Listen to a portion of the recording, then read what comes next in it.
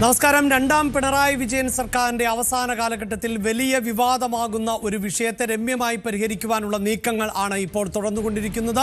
മന്ത്രി കെ.ബി. ഗണേഷ് കുമാറിനെതിരെ ഭാര്യ ഉന്നയിച്ചത് അതീവ ഗുരുതരമായ ആരോപണങ്ങൾ ആയിരുന്നുവെങ്കിൽ ഇപ്പോൾ ഭാര്യയോട് മന്ത്രി മാപ്പ് ചോദിച്ചിരിക്കുന്നു. അങ്ങനെ ആ വിഷയത്തെ രമ്യമായി പരിഹരിക്കുവാനുള്ള നീക്കങ്ങൾ ആണ് തുടർന്നുകൊണ്ടിരിക്കുന്നത്. പ്രത്യേകിച്ച് അല്പസമയത്തിനകം മന്ത്രിസഭാ യോഗം ചേരുകയാണ്.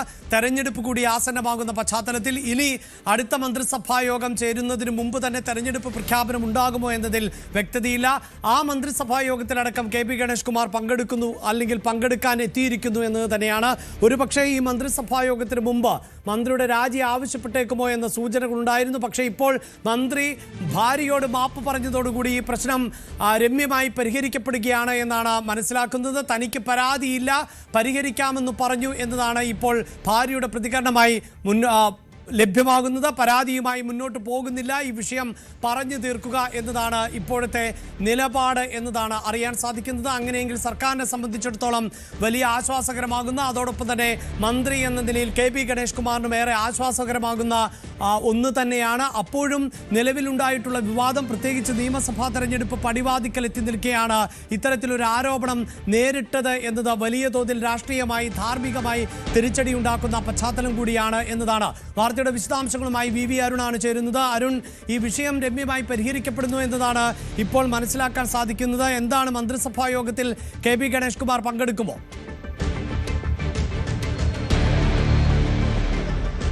കെ.ബി. ഗണേഷ് കുമാർ മന്ത്രിസഭാ യോഗത്തിൽ പങ്കെടുക്കാനായി സെക്രട്ടേറിയറ്റിലേക്ക് അല്പസമയം മുമ്പ് എത്തിച്ചേർന്നു. അദ്ദേഹം മന്ത്രിസഭാ യോഗത്തിൽ പങ്കെടുക്കും. കാര്യങ്ങൾ പരിഹരിക്കപ്പെടുമെന്ന സൂചനകളാണ് ഇപ്പോൾ പുറത്തു വരുന്നത്. കാരണം മന്ത്രിയുടെ ഭാര്യ തന്നെ തനിക്ക് പരാതിയില്ല എന്ന നിലപാടുമായി രംഗത്ത് വരുന്നു. നേരത്തെ ഒന്ന് ഫോണിൽ വിളിച്ചാൽ തീരുന്ന പ്രശ്നമേ ഉണ്ടായിരുന്നുള്ളൂ, പക്ഷേ അതുണ്ടായില്ല. ഇന്നലെ അവർ പറഞ്ഞത് തന്നെ 2 മാസമായി ഫോണിൽ ബ്ലോക്ക് ചെയ്തിട്ട് ഇട്ടിരിക്കുകയായിരുന്നു. അതുകൊണ്ടാണ് ഈ പ്രശ്നങ്ങളിലേക്ക് കാര്യങ്ങൾ പോയത്. മന്ത്രിയോ മന്ത്രിസഭയോ സർക്കാരിനെയോ അപകീർത്തിപ്പെടുത്താനോ അട്ടിമറിക്കാനോ താൻ കൂട്ടുനിൽക്കില്ല എന്ന് അവർ ഇന്നലെ വ്യക്തമാക്കിയിരിക്കുന്നു. ഏതായാലും മന്ത്രി ഫോണിൽ ബന്ധപ്പെട്ടതോടുകൂടി പ്രശ്നങ്ങൾ അവസാനിക്കുകയാണ്, അവരുടെ കുടുംബ പ്രശ്നം അവസാനിക്കുകയാണ് എന്ന സൂചനകൾ തന്നെയാണ് ഇപ്പോൾ പുറത്തു വരുന്നത്. സ്വാഭാവികമായും അത് അവിടെ അവസാനിക്കും. പക്ഷേ ഇവിടെ ഇപ്പോഴും ഒരു അവശേഷിക്കുന്ന ഒരു പ്രശ്നമുള്ളത്, ഇത്തരത്തിലൊരു ആരോപണം ഒരു മന്ത്രിക്കെതിരെ ഉയർന്നു വരുന്നു. മന്ത്രിയുടെ ഭാര്യ മന്ത്രിയെ പറ്റിയുള്ള പരാതി പറയാൻ പോലീസിനെ വിളിക്കുന്നു. പോലീസ് അവിടെ എത്തി നടപടി സ്വീകരിക്കുന്നില്ല. അവിടെയാണ് ഏറ്റവും പ്രധാനപ്പെട്ട ഒരു പ്രശ്നം ബാക്കി നിൽക്കുന്നത്.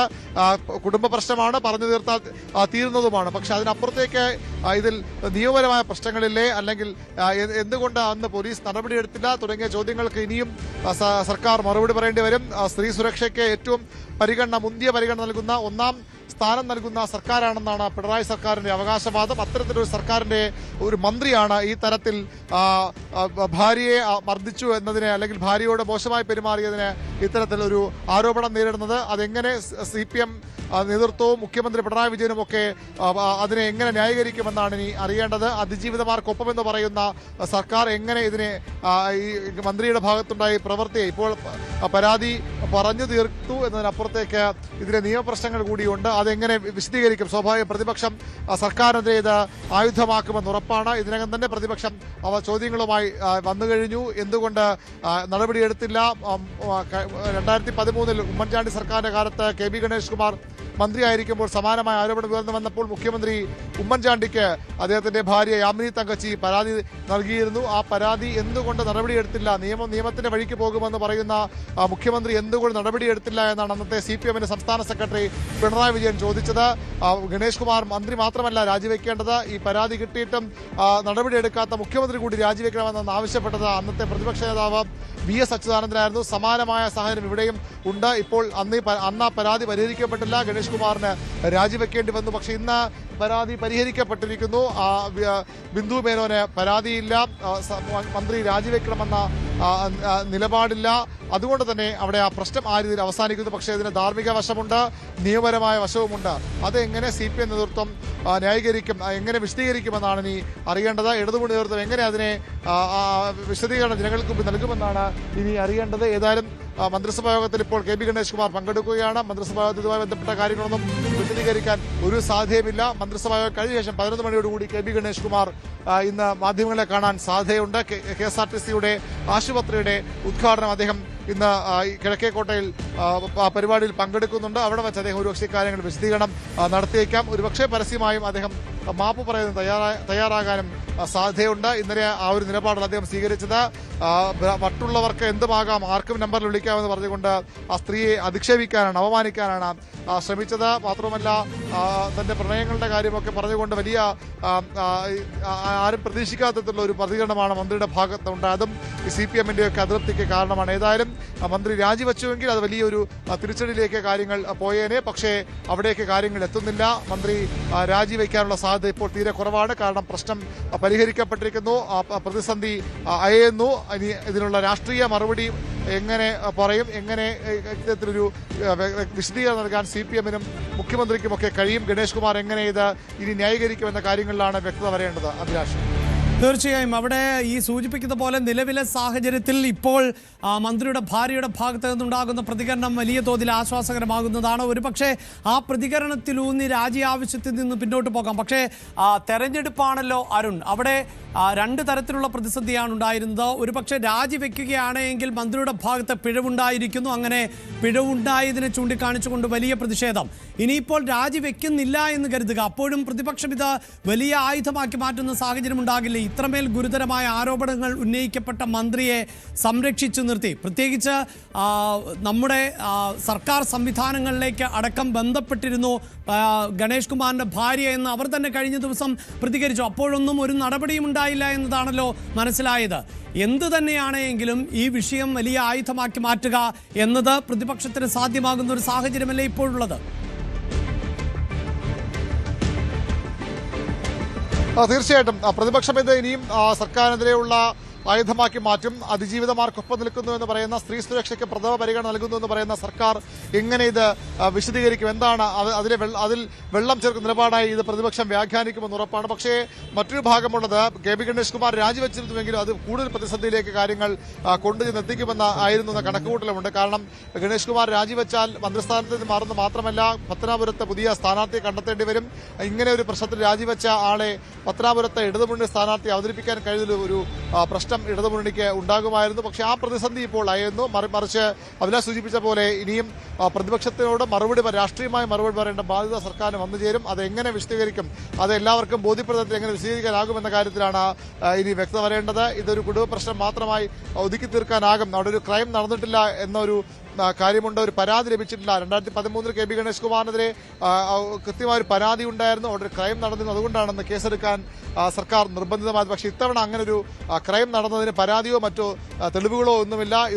ഇവരുടെ ഒരു വെളിപ്പെടുത്തൽ മാത്രമാണ്. പക്ഷേ അവർ അതിൽ നിന്ന് ഇപ്പോൾ പിന്നോട്ട് പോകുമ്പോൾ സ്വാഭാവികമായും അത്തരമൊരു സാഹചര്യവും മാറുമെന്ന പ്രതീക്ഷയാണ്. പരാതിയില്ലാതെ എങ്ങനെ കേസെടുക്കുമെന്ന ചോദ്യമാകാം ഒരുപക്ഷെ ഉയർന്നു വരുന്നത്. പക്ഷേ അപ്പോഴും നമ്മൾ നേരത്തെ സൂചിപ്പിച്ച പോലെയുള്ള ധാർമ്മിക വശമുണ്ട്. നിയമപരമായ ഈ പോലീസ് അവിടെ എത്തിയതിനു ശേഷം എന്തുകൊണ്ട് ഈ സ്ത്രീക്ക് അനുകൂലമായ നിലപാടെടുത്തിരുന്ന ചോദ്യമൊക്കെ ഉണ്ട്. അത്തരം കാര്യങ്ങൾക്കൊക്കെ സർക്കാർ തീർച്ചയായും മറുപടി പറയേണ്ടി വരും. അഭിലാഷ്, തീർച്ചയായും അരുൺ, അറിയേണ്ടത് മന്ത്രിസഭാ യോഗത്തിലടക്കം, അതായത് സർക്കാരിൻ്റെ പൊതുപരിപാടികളിൽ നിന്നെങ്കിലും മാറ്റി നിർത്തുന്ന ഒരു സമീപനമായിരിക്കുമോ സ്വീകരിക്കുക? കാരണം എന്ത് തന്നെയാണെങ്കിലും ഇപ്പോൾ ഈ വിഷയത്തിൽ മന്ത്രി രാജിവെക്കുന്നില്ല, ഇനിയിപ്പോൾ മന്ത്രിയുടെ ഭാര്യയെ അനുനയിപ്പിക്കാൻ സാധിച്ചു എന്നൊക്കെ പറയുമ്പോൾ പോലും ഈ പ്രതിഷേധങ്ങൾക്കുള്ള സാധ്യത എത്രത്തോളമുണ്ട്?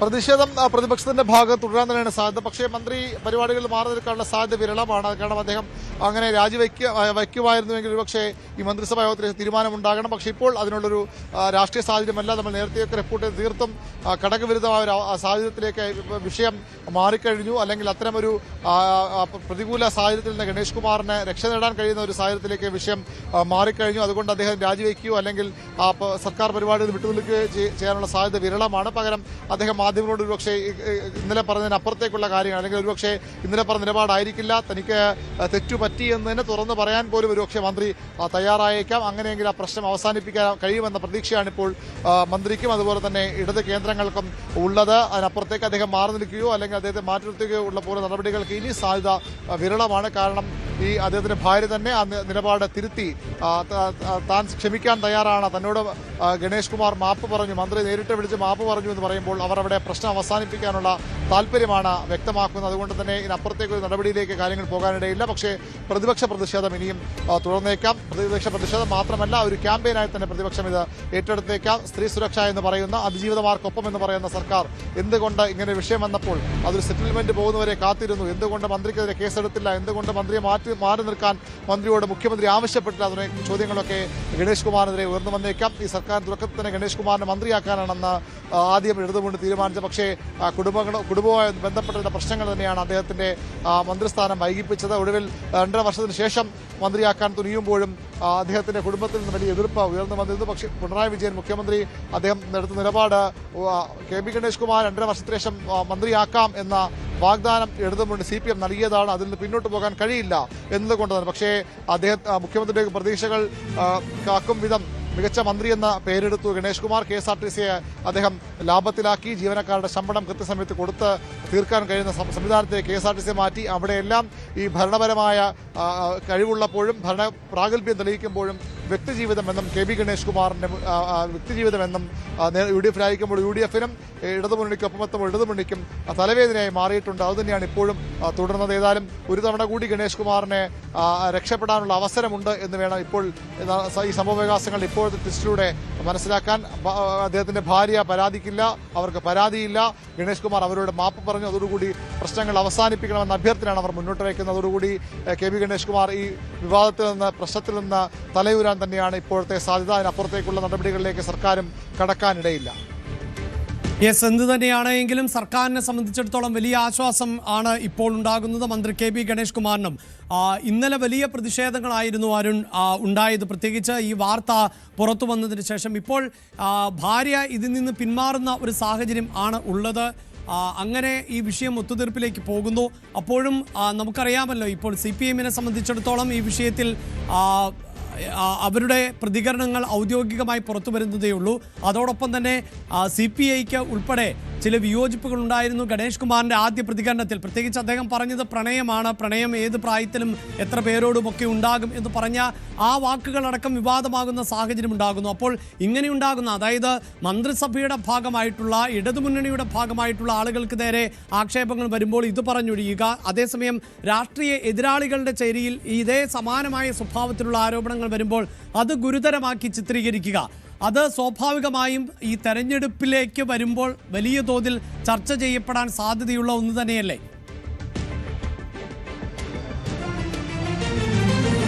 തീർച്ചയായും നിലപാടുകളിൽ ഇരട്ടത്താപ്പെന്ന ആരോപണം CPM വിഷയത്തിൽ നേരിടേണ്ടി വരുമെന്ന ഉറപ്പാണ്. നമുക്കറിയാം, രാഹുൽ മാങ്കൂട്ടത്തിനെതിരെ സമാനമായ കുറ്റകൃത്യമെന്ന് പറയാൻ കഴിയില്ല. നിരവധി ബലാത്സംഗ പരാതികളാണ് രാഹുൽ മാങ്കൂട്ടത്തിനെതിരെ ഉള്ളത്. എങ്കിൽ പോലും ഇത്തരത്തിൽ ഈ ഒരു വിഷയം വരുമ്പോൾ കെ പി ഗണേഷ് കുമാർ 2013 ഉണ്ടായത് ഏറെക്കുറെ സമാനമായ സംഭവമാണ്. അന്ന് എടുത്ത നിലപാടല്ല CPI ഇപ്പോൾ സ്വീകരിക്കുന്നത്. ഗണേഷ് കുമാർ രാജിവെക്കേണ്ട നിലപാടാണ് CPM ഔദ്യോഗികമായി എടുക്കാൻ പോകുന്നതെങ്കിൽ ഇടതുമുന്നണി അത്തരം നിലപാടിലേക്ക്, ഗണേഷിനെ രാജിവെക്കേണ്ട നിലപാടിലേക്കാണ് എത്തുന്നതെങ്കിൽ സ്വാഭാവികമായും 2013 അന്നത്തെ പാർട്ടി സെക്രട്ടറി പിണറായി വിജയനും അന്നത്തെ പ്രതിപക്ഷ VS അച്യുതാനന്ദനും ഒക്കെ വിഷയത്തിലെടുത്ത നിലപാടുകൾ ചോദ്യം ചെയ്യപ്പെടും. അവിടെ ഇരട്ടത്താപ്പുണ്ട് എന്ന് വ്യക്തമാക്കപ്പെടും. അതിന് പ്രതിപക്ഷത്തോട്, കേരള സമൂഹത്തോട് CPM-ഉം ഇടതുമുന്നണിയും മറുപടി പറയേണ്ടി വരുമെന്ന കാര്യത്തിൽ തർക്കമില്ല. പക്ഷെ അപ്പോഴും പരാതിയില്ല എന്ന ഒരു സാങ്കേതികത്വത്തിൽ പറഞ്ഞ് ഗണേഷ് കുമാറിൻ്റെ കുടുംബ പ്രശ്നം മാത്രമായിരുന്നു, അത് ഒരു വൈകാരിക നിമിഷത്തിൽ അല്ലെങ്കിൽ വൈകാരികമായ പ്രതികരണമായി പുറത്തു വന്നത് എന്ന് മാത്രമാണ്. അവിടെ പരാതി തീരുന്നു, കുടുംബത്തെ പരിഹരിക്കപ്പെടേണ്ട വിഷയമായിരുന്നു അത് പുറത്തേക്ക് വന്നത്. സ്വാഭാവികമായും ഗണേഷ് കുമാറിന്റെ കുടുംബത്തിലുള്ള പ്രശ്നങ്ങളുടെ ഭാഗം മാത്രമാണ് എന്ന് പറഞ്ഞുകൊണ്ട് രക്ഷപ്പെടാനാകാം CPM ശ്രമിക്കുക. അത് സാങ്കേതിക മാത്രമാണ്. പക്ഷേ അവിടെ ഇത്തരം ആരോപണങ്ങൾക്ക്, ഇത്തരം ചോദ്യങ്ങൾക്ക്, പൊതുസമൂഹത്തിൽ നിന്നും പ്രതിപക്ഷത്തിൽ നിന്നുമൊക്കെ ഉയർന്ന വിമർശനങ്ങൾക്ക് CPM മറുപടി പറയേണ്ടി വരും, ഇടതുമുന്നണി മറുപടി പറയേണ്ടി വരും. ഇതിൽ ഇരട്ടത്താപ്പ് തുറന്നുകാട്ടി തന്നെയാകാം ഒരുപക്ഷെ UDF-ന്റെ പ്രചരണവുമൊക്കെ മുന്നോട്ട് പോവുക. യെസ്, വലിയ തോതിൽ, അതായത് തെരഞ്ഞെടുപ്പ് രാഷ്ട്രീയത്തിലടക്കം വലിയ തോതിൽ ചർച്ച ചെയ്യപ്പെടാൻ പോകുന്ന വിഷയം തന്നെയാണ്. മന്ത്രിയുടെ രാജി ഉണ്ട് എങ്കിലും രാജിയില്ലാതെ തുടരുകയാണ് എങ്കിലും ഇന്നലെ മുതൽ ഈ വാർത്ത പുറത്തു വന്നതിന് ശേഷം വലിയ പ്രതിഷേധങ്ങൾ ആയിരുന്നു ഉണ്ടായത്. പ്രത്യേകിച്ച് കെ പി ഗണേഷ് കുമാറിന്റെ കൊട്ടാരക്കര മണ്ഡലത്തിൽ ഉൾപ്പെടെ വലിയ പ്രതിഷേധങ്ങൾ, അദ്ദേഹത്തിന്റെ വസതിയിലേക്ക് അടക്കം ചില പ്രതിഷേധങ്ങൾ നടന്നിരുന്നു. ആ പ്രതിഷേധത്തിന്റെ ദൃശ്യങ്ങളിലേക്ക് പോകാം. അതിനുശേഷം വിനീഷും തുടരുന്നുണ്ട്.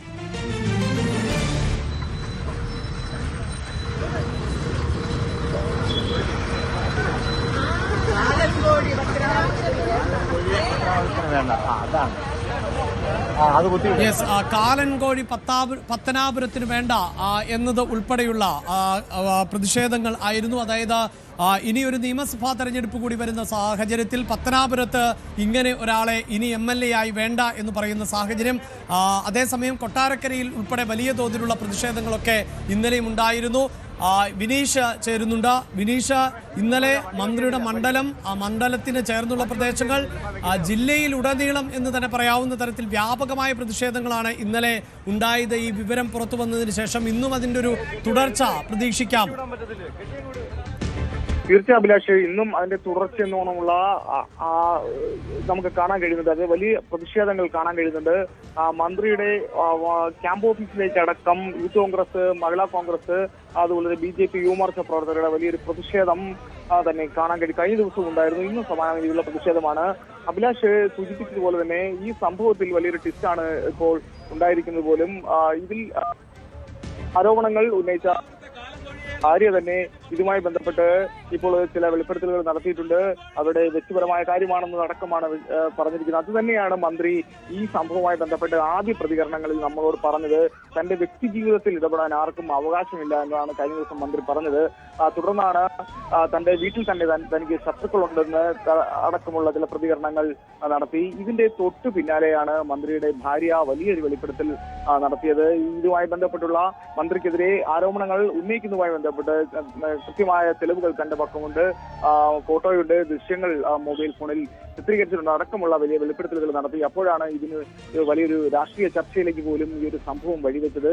തുടർന്നുണ്ടായ വലിയ പ്രതിഷേധങ്ങൾ, നമ്മൾ ഈ ദൃശ്യങ്ങൾ കാണുന്ന തരത്തിലുള്ള പ്രതിഷേധങ്ങൾ, KSRTC ബസിന്റെ മുന്നിൽ ഫ്ലെക്സ് ബോർഡുകൾ പതിച്ച്, അതായത് കോഴിയുടെ, ഒരു പൂവൻ കോഴിയുടെ പടവും മന്ത്രിയുടെ ഫിഗറും കൂടി വെട്ടിവെച്ച തരത്തിലുള്ള ഗ്രാഫിക്സ് പതിപ്പിച്ച തരത്തിലുള്ള ഫ്ലെക്സ് ബോർഡുകൾ പതിച്ചുള്ള പ്രതിഷേധങ്ങൾ ഉണ്ടായി. പൂവൻ കോഴി മണ്ഡലത്തിൽ വേണ്ട നടക്കുള്ള യൂത്ത് കോൺഗ്രസിന്റെ വലിയ വിമർശനങ്ങൾ അങ്ങനെയൊക്കെ ഉണ്ടായിരുന്നു. അതിന്റെ തുടർച്ചയെന്നോണം ഇന്നും വലിയ പ്രതിഷേധങ്ങൾക്ക് വഴിവെക്കുന്ന സാഹചര്യം നിലനിൽക്കുകയാണ്. ഈ പ്രശ്നങ്ങൾ ഒത്തുതീർപ്പ് അല്ലെങ്കിൽ ഈ പ്രശ്നങ്ങൾ പരിഹരിച്ച രീതിയിലുള്ള വെളിപ്പെടുത്തലുകൾ കൂടി വന്നിരിക്കുന്നത്. എന്തായാലും അരുൺ സൂചിപ്പിച്ചതുപോലെ തന്നെ ഇത് വലിയ പ്രശ്നങ്ങൾ, അതായത് വലിയ ചർച്ചകൾ അല്ലെങ്കിൽ വലിയ വിമർശനങ്ങൾക്ക് ഈ രാഷ്ട്രീയ സാഹചര്യത്തിൽ വഴിവെക്കുന്ന ഒരു അനുകൂല നിലപാടിലേക്ക്, അല്ലെങ്കിൽ ഗണേഷ് കുമാറിന് അനുകൂലമായ ഒരു സാഹചര്യത്തിലേക്ക് ഈ ഒരു പ്രശ്നം മാറുന്നു എന്നുള്ളതാണ്. ഇനിയിപ്പോൾ എന്തായാലും വരും സമയങ്ങളിൽ നമുക്ക് കാത്തിരുന്ന് കാണേണ്ടിയിരിക്കുന്നു.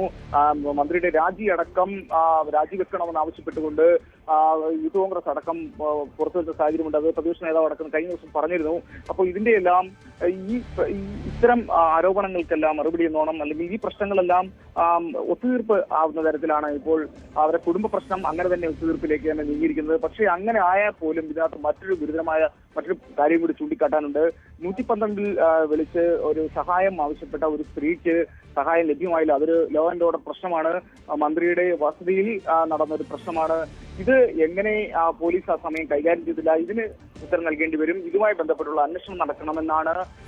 തീർച്ചയായും വിനീഷ്, ഇതിനെ ന്യായീകരിക്കുന്ന ഒരു നിലപാട് ഇപ്പോൾ പോലീസ് സ്വീകരിക്കുന്നു എന്നാണ് നമുക്ക് മനസ്സിലാക്കാൻ സാധിക്കുന്നത്. പ്രത്യേകിച്ച് പോലീസ് ആസ്ഥാനത്തെ കൺട്രോൾ റൂമിലേക്കാണ് മന്ത്രിയുടെ ഭാര്യ ബിന്ദു മേനോന്റെ വിളിയെത്തിയത്. അവിടെ ഉടൻ തന്നെ വാളകം 8 പോസ്റ്റിൽ നിന്നുള്ള പോലീസും പിങ്ക് പോലീസും വീട്ടിലെത്തി എന്നാണ് പോലീസ് പറയുന്നത്. കുടുംബ പ്രശ്നമെന്ന് മന്ത്രിയുടെ ഭാര്യ പറഞ്ഞു. അതുകൊണ്ടാണ് ഇതിൽ തുടർ നടപടികളിലേക്ക് പോകാതിരുന്നത്. ഏതാണ്ട് 20 മിനിറ്റോളം അവിടെ നിന്ന ശേഷമാണ് ഈ പോലീസ് സംഘം തിരികെ വന്നത് എന്ന റിപ്പോർട്ടുകൾ ഇപ്പോൾ പുറത്തു വരുന്നുണ്ട്. അതായത് പോലീസിന്റെ നടപടിയിൽ ഏതെങ്കിലും തരത്തിൽ വീഴ്ച സംഭവിച്ചിട്ടില്ല എന്നാണ് ഇപ്പോൾ DGPയുടെ ഭാഗത്ത് നിന്നുണ്ടാകുന്ന വിലയിരുത്തൽ എന്നതാണ്. അതോടൊപ്പം 112 എന്ന നമ്പറിലേക്ക് വിളി വന്നാൽ ഉടനെ അതിൽ കേസെടുക്കണമെന്നില്ല എന്ന തരത്തിലുള്ള വിശദീകരണവും ന്യായീകരണവുമാണ് പോലീസിന്റെ ഭാഗത്ത് നിന്ന് ഉണ്ടാകുന്നത് എന്നതാണ് നമുക്ക് ലഭ്യമായിക്കൊണ്ടിരിക്കുന്ന വിവരങ്ങൾ. ഞാൻ വിനീഷിലേക്ക് വരാം. എന്തു തന്നെയാണെങ്കിലും നിലവിൽ മന്ത്രിക്ക് ആശ്വാസം ആകുന്നത് ഈ വിഷയത്തിൽ ഒരു നിയമ നടപടിക്ക് മുതിരുന്നില്ല എന്ന് തന്നെയാണ്. നിയമ നടപടിയുമായി മുന്നോട്ടില്ല എന്ന നിലപാട് ഇപ്പോൾ സ്വീകരിക്കുന്നു മന്ത്രിയുടെ ഭാര്യ എന്നതാണ് വലിയ തോതിൽ ആശ്വാസകരമാകുന്നത്. മന്ത്രിയുടെ ഭാര്യയുടെ വാക്കുകളിലേക്ക്. ഞാൻ അങ്ങനെ ഒരു റിവെഞ്ച് എടുത്ത് മുന്നോട്ട് പോകാൻ ആഗ്രഹിക്കുന്നില്ല. ബിക്കോസ് എനിക്ക് it's very easy to say that okay, എനിക്ക് ഇനി ഒന്നും വേണ്ട, ഞാൻ കേസുമായിട്ട് പോവാണ് മുന്നോട്ട് എന്ന് പറഞ്ഞു കഴിഞ്ഞാൽ എനിക്കൊരു ഞാനെല്ലാം വിട്ട് എന്റെ ഭർത്താവിന്റെ കൂടെ വന്നത് പലതവണയും എനിക്ക് വേണമെങ്കിൽ പോവായിരുന്നു. പക്ഷെ ഞാൻ അതൊന്നും ചെയ്യാതിരുന്നതിന്റെ റീസൺ എനിക്ക് എന്റെ ഹസ്ബൻഡിനെ അത്ര ഇഷ്ടപ്പെടുന്നത് കൊണ്ടാണ്. അതുകൊണ്ട് തന്നെയാണ് ആ ഒരു ഫോൺ കോളിന് വേണ്ടി വെയിറ്റ് ചെയ്തിട്ട് ഞാനൊരു പ്രശ്നമൊന്നും ഉണ്ടാക്കാതിരുന്നത്. യെസ്, ഇതാണ് ഭാര്യയുടെ പ്രതികരണം. അതായത് ഒരു നിയമപ്രശ്നത്തിന് പോകുന്നില്ല എന്ന് പറയുമ്പോൾ അവർ പറയുന്നതിൽ ഞാനൊരു റിവഞ്ചിനില്ല എന്നാണ്. അതിനർത്ഥം അവർ നേരിട്ട ബുദ്ധിമുട്ടുകൾ ഇല്ല എന്നല്ല, മന്ത്രിക്കെതിരായ ആരോപണങ്ങൾ കഴമ്പില്ലാത്തത് എന്നതല്ല, മറിച്ച് അവരുടെ തീരുമാനത്തിന് അവരൊരു പ്രതികരണത്തിലേക്ക് പോകുന്നില്ല എന്നത് തന്നെയാണ്. അതാണ് ഒരു പക്ഷേ ഇനിയും ചർച്ച ചെയ്യപ്പെടാൻ സാധ്യതയുള്ളത് എന്നതാണ് നമുക്ക് മനസ്സിലാക്കേണ്ടത്. വി അരുണിലേക്ക് തന്നെയാണ് പോകുന്നത്. അരുണിത, ഭാര്യയുടെ പ്രതികരണം കൂടി നമ്മൾ പ്രേക്ഷകരിലേക്ക് എത്തിക്കുമ്പോൾ അവർ കൃത്യമായി പറയുന്നത് ഞാനൊരു റിവഞ്ചിലേക്ക് പോകുന്നില്ല എന്നാണ്. അതുകൊണ്ട് തന്നെ ആ ആരോപണങ്ങൾ അവിടെ നിലനിൽക്കുന്നുണ്ട്. മന്ത്രിക്ക് എതിരെ ഉന്നയിച്ചിട്ടുള്ള ആരോപണങ്ങൾ ഗുരുതരമാണ്.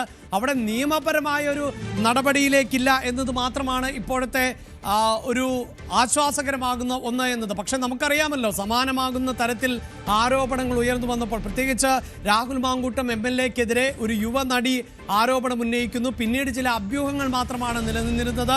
കൃത്യമായി ഒരു പരാതി ലഭിക്കുന്നതിന് മുമ്പ് തന്നെ നടപടികളിലേക്ക് കടന്നിരുന്നു. അവിടെയാണ് ഈ പോലീസിലേക്ക് ഒരു പരാതി ലഭിക്കുന്നു. പോലീസിൽ 112-ൽ വിളിക്കുന്നു. പോലീസ് സംഘം അവിടെ എത്തുന്നു. അതുമാത്രവുമല്ല, ഇപ്പോൾ മന്ത്രിയുടെ സ്റ്റാഫ് അടക്കം ബലം പ്രയോഗിച്ചു എന്ന തരത്തിൽ പറയുന്നൊരു സാഹചര്യം ഉണ്ടാകുന്നു. അത് മന്ത്രിയുടെ സ്റ്റാഫ് എന്നത് സർക്കാർ സംവിധാനത്തിൽപ്പെടുന്ന ഒരാളാണ്. അപ്പോൾ മന്ത്രിയും മന്ത്രിയുടെ സ്റ്റാഫും ഒക്കെ കുടുംബത്തിൽ ഭാര്യയോട് ഏത് നിലയിലാണ് പ്രവർത്തിക്കുന്നത്, ഏത് നിലയിലാണ് ബലം പ്രയോഗിക്കുന്നത്, ഇതെല്ലാം ചർച്ച ചെയ്യപ്പെടുന്ന ഒരു സാഹചര്യം സൃഷ്ടിക്കപ്പെടുകയാണ്. അതുകൊണ്ട് തന്നെ ഇപ്പോൾ ഈ ഭാര്യ പരാതിയുമായി മുന്നോട്ടില്ല, അല്ലെങ്കിൽ നിയമപരമായി മുന്നോട്ടില്ല എന്ന് പറയുമ്പോൾ പോലും അങ്ങേയറ്റം ഗുരുതരമായ ആരോപണങ്ങൾ അവിടെ നിലനിൽക്കുകയാണ്. അതിന് സർക്കാർ സംവിധാനങ്ങൾക്കും ഒപ്പം ഇടതു മുന്നണിക്കുമൊക്കെ കൃത്യമായി മറുപടി നൽകേണ്ടതായി വരില്ലേ? തീർച്ചയായിട്ടും ഒരു ക്രൈം അവിടെ നടന്നിട്ടുണ്ട്, അല്ലെങ്കിൽ അതിനുള്ള ശ്രമം നടന്നിട്ടുണ്ട് എന്ന് വ്യക്തമാണ്. അതുകൊണ്ടാണ് അത്തരമൊരു പരാതി അവർ ഉന്നയിച്ചത്. പക്ഷേ അത് നിയമപരമായ ഒരു റിട്ടേൺ കംപ്ലൈന്റ് ആയി നൽകാൻ അവർ ഇതുവരെ തയ്യാറല്ല, അല്ലെങ്കിൽ പരാതി തന്നെ അവർ പിന്നോട്ട് പോവുകയാണ്. അതാണ് ഗണേഷ് കുമാറിന് ആശ്വസിക്കാനുള്ള ഭാഗം. പക്ഷേ അപ്പോഴും അഭിലാഷ് സൂചിപ്പിച്ച പോലെ മന്ത്രിയാണ്, മന്ത്രിയുടെ പേഴ്സണൽ സ്റ്റാഫും സ്വാഭാവികമായും സർക്കാർ ശമ്പളം പറ്റുന്നയാളാണ്. അവിടെയാണ് അത്തരമൊരു കുറ്റകൃത്യം നടന്നിരിക്കുന്നത്. അതുകൊണ്ടാണ് ആ രീതിയിൽ നടപടി സ്വീകരിക്കണമെന്ന ആവശ്യം ഉയർന്നു വരുന്നത്. അതുകൊണ്ടാണ് ഒരു കാരണവശാലും മന്ത്രി ഗണേഷ് കുമാർ ഇപ്പോൾ പറയുന്ന പരാതി ഇല്ല എന്നതുകൊണ്ട് മാത്രം നടപടി മന്ത്രിസഭ രാജിവെക്കേണ്ട നിലപാടിലേക്ക് ഇടതുമുന്നണി എത്തിച്ചേർന്നാൽ അത് ചോദ്യം ചെയ്യപ്പെടാൻ പോകുന്നത്. അവിടെ രാഹുൽ മാങ്കൂട്ടത്തിലുമായി ഇത് താരതമ്യം ചെയ്യാൻ കഴിയുന്ന വിഷയമല്ല എങ്കിൽ പോലും ഞാൻ നേരത്തെ സൂചിപ്പിച്ചു 2013-ൽ സമാനമായ ആരോപണം ഉയർന്നു വന്നപ്പോൾ ഇന്നത്തെ മുഖ്യമന്ത്രി, അന്നത്തെ പാർട്ടി സെക്രട്ടറി, അന്നത്തെ പ്രതിപക്ഷ VS അച്യുതാനന്ദൻ തുടങ്ങിയവരൊക്കെ സ്വീകരിച്ച നിലപാടുണ്ട്. ഇടതുമുന്നണിയുടെ ശക്തമായ രാജി ആവശ്യമുണ്ട്. പ്രതിഷേധങ്ങൾ സംസ്ഥാന വ്യാപകമായി ഉയർന്നതാണ്. അത്തരം കാര്യങ്ങൾ കൂടി ചേർത്ത് വായിക്കുമ്പോഴാണ് ഇതിന്റെ ഇരട്ടത്താപ്പ് വ്യക്തമാകുന്നത്. അതിന്റെ വൈരുദ്ധ്യമാകും ഒരുപക്ഷെ വരും ദിവസങ്ങളിൽ തെരഞ്ഞെടുപ്പിലുമൊക്കെ ഇടതുമുന്നണി CPM ഒക്കെ മറുപടി പറയേണ്ടി വരുന്ന വിഷയമായി മാറുക.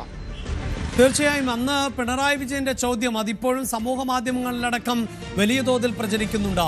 എന്താണ് മുഖ്യമന്ത്രി ഇത്തരത്തിലൊരു പരാതി ഉണ്ടായിട്ട് എടുത്ത നടപടി? സർക്കാർ അതിന് മറുപടി പറയണം, മുഖ്യമന്ത്രി അതിന് മറുപടി പറയണം എന്നുള്ളതാണ്. അതേ ആൾ തന്നെയാണ് ഇപ്പോൾ മുഖ്യമന്ത്രി. അതേ സമാനമായ പരാതി തന്നെയാണ്. അതായത് 16 വർഷം ഒരുമിച്ച് ജീവിച്ച ശേഷമുണ്ടായ തിക്താനുഭവമായിരുന്നു മുൻ ഭാര്യ പറഞ്ഞത് എങ്കിൽ അതിന് സമാനമാകുന്ന ഒരു ആരോപണം തന്നെ ഇപ്പോൾ ഉയരുകയും 112 എന്ന നമ്പറിലേക്ക് അവിടെ കേസെടുക്കുകയോ എടുക്കാതിരിക്കുകയോ ചെയ്യട്ടെ, പക്ഷെ സമാനമായ ഒരു പരാതി വരുമ്പോൾ ഇതിനും മറുപടി പറയാൻ സർക്കാർ ബാധ്യതയുണ്ട് എന്ന് നേരത്തെ പറഞ്ഞു വെച്ച ആൾ തന്നെയാണല്ലോ ഇപ്പോൾ മുഖ്യമന്ത്രി. ആ ബാധ്യത അവർ നിറവേറ്റുമോ എന്നതാണല്ലോ പ്രധാനം. അരുൺ,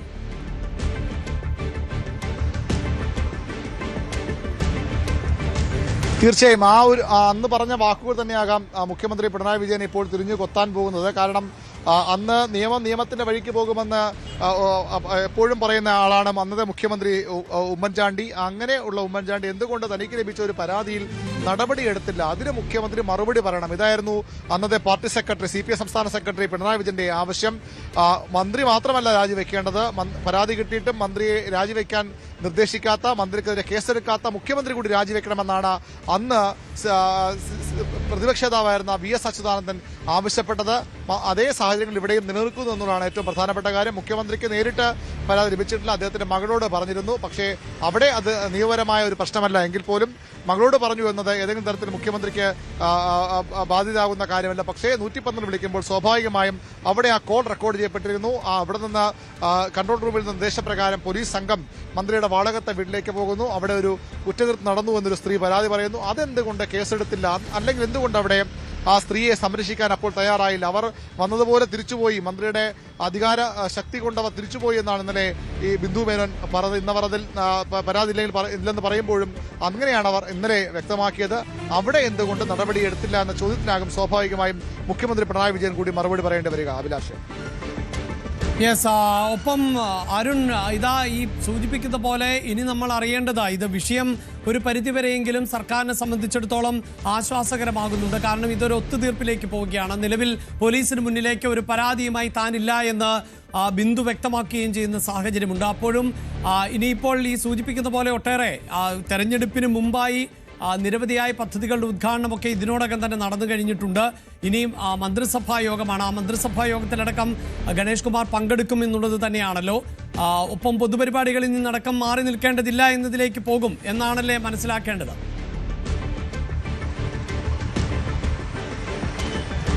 അങ്ങനെ വേണം മനസ്സിലാക്കാൻ. കാരണം മന്ത്രിസഭാ യോഗത്തിൽ പങ്കെടുക്കുമ്പോൾ സ്വാഭാവികമായി വിഷയത്തിൽ ഒരു ചർച്ചയ്ക്ക് അവിടെ സാധ്യതയില്ല. മറ്റ് അജണ്ടകളിലേക്കാകും ആ യോഗം പോവുക.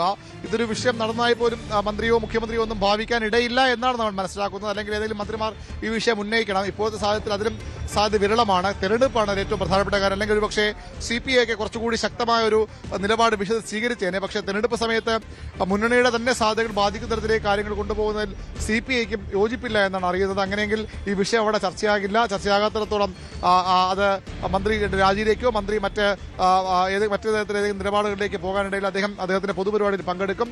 കിഴക്കേക്കോട്ടയിൽ KSRTC ഡിപ്പോയിലാണ് അദ്ദേഹത്തിന്റെ അടുത്ത പൊതുപരിപാടി ഉള്ളത്. അദ്ദേഹം അവിടെ ആ പരിപാടിയിൽ പങ്കെടുക്കാൻ തന്നെയാണ് സാധ്യത. ഒരുപക്ഷെ അവിടെ വെച്ച് അദ്ദേഹം മാധ്യമങ്ങളെ കണ്ടേക്കാൻ. രാവിലെ നമ്മൾ ബന്ധപ്പെടുമ്പോഴും മനസ്സിലായത് മന്ത്രി ആ പരിപാടിക്ക് ശേഷം മാധ്യമങ്ങളെ കാണാൻ തയ്യാറാകും എന്നുള്ളത് തന്നെയാണ്. നമ്മൾ അപ്പോഴൊക്കെ പ്രതീക്ഷിക്കുന്നത് സ്വാഭാവികമായും ഈ വിവാദം ഇങ്ങനെ നിൽക്കുമ്പോൾ അതൊരു രാജിയിലേക്കോ മറ്റോ പോകാനുള്ള സാധ്യത ആ ഘട്ടത്തിൽ ഉണ്ടായിരുന്നു. പക്ഷേ ഇതിപ്പോൾ പൂർണ്ണമായും സെറ്റിൽ ചെയ്യപ്പെട്ടിരിക്കുന്നു. ബിന്ദു മേനോന് പരാതിയില്ല.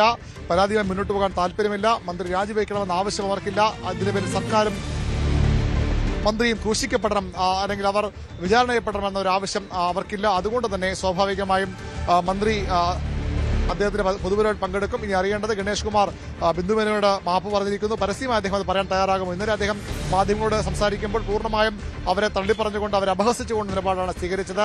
5000-ഓളം പ്രണയങ്ങളുണ്ടെന്ന് പറഞ്ഞുകൊണ്ട് അതൊരു വലിയ മേന്മയായി എടുത്തു പറയുകയാണ് ഗണേഷ് കുമാർ ചെയ്തത്. പക്ഷേ ഇനി അദ്ദേഹം ആ നിലപാടിൽ നിന്ന് മാറി ഒരു മാപ്പ് പറയാനോ അല്ലെങ്കിൽ പരസ്യമായി തനിക്ക് തെറ്റുപറ്റി വീഴ്ച പറ്റി എന്ന് തുറന്നു പറയാനോ തയ്യാറാകുമോ എന്നാണ് അറിയേണ്ടത്. 11 മണിയിലെ പരിപാടി ഇനി അതിലൂടെയാകാം ഒരുപക്ഷെ ശ്രദ്ധിക്കപ്പെടാൻ പോകുന്നത്. അവിടെ ഗണേഷ് കുമാർ ഈ തന്റെ തെറ്റേറ്റു പറഞ്ഞ് മാപ്പ് പറയാൻ തയ്യാറാകുമോ, തനിക്ക് തെറ്റുപറ്റിയെന്ന് ഏറ്റുപറയാൻ തയ്യാറാകുമോ എന്ന കാര്യമാണ് ഇനി അറിയേണ്ടതിനപ്പുറത്തേക്ക് അദ്ദേഹം രാജിവെക്കില്ല എന്ന് ഉറപ്പായിരിക്കുന്നു. അതിനുമപ്പുറത്തേക്ക് അദ്ദേഹം പൊതുപരിപാടികളിൽ നിന്ന് മാറി നിൽക്കാനുള്ള തീരുമാനം ഉണ്ടാകില്ലെന്നും ഉറപ്പായിരിക്കുന്നു.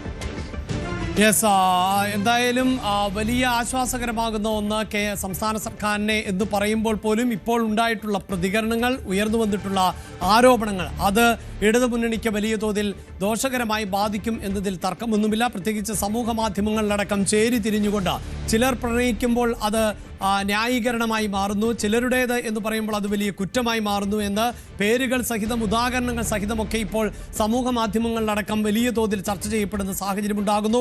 ഒരേ സ്വഭാവമുള്ള പരാതികൾ അത് പല ആളുകൾക്ക് നേരെ ഉയരുമ്പോൾ എന്തുകൊണ്ടാണ് ഇടത് സർക്കാർ ഇങ്ങനെ വ്യത്യസ്തമായ നിലപാട് സ്വീകരിക്കുന്നത് എന്ന വലിയ ചർച്ചകൾ ഇപ്പോൾ സമൂഹ മാധ്യമങ്ങളടക്കം ഏറ്റെടുക്കുന്നുണ്ട്. അവിടെയാണ് നേരത്തെ വി അരുൺ സൂചിപ്പിച്ചതുപോലെ ഇത് സമാനമായ സ്വഭാവം എന്ന് നമുക്ക് പറയാൻ സാധിക്കില്ല എങ്കിൽ പോലും ഒരു MLA-ക്കെതിരെ പരാതികൾ വന്നപ്പോൾ അല്ലെങ്കിൽ ആരോപണങ്ങൾ ഉയർന്നപ്പോൾ തന്നെ എന്തായിരുന്നു നിലപാട്? അതല്ല എങ്കിൽ റാപ്പർ വേടന് നേരെ ആരോപണം വരുമ്പോൾ എന്താണ് നിലപാട്?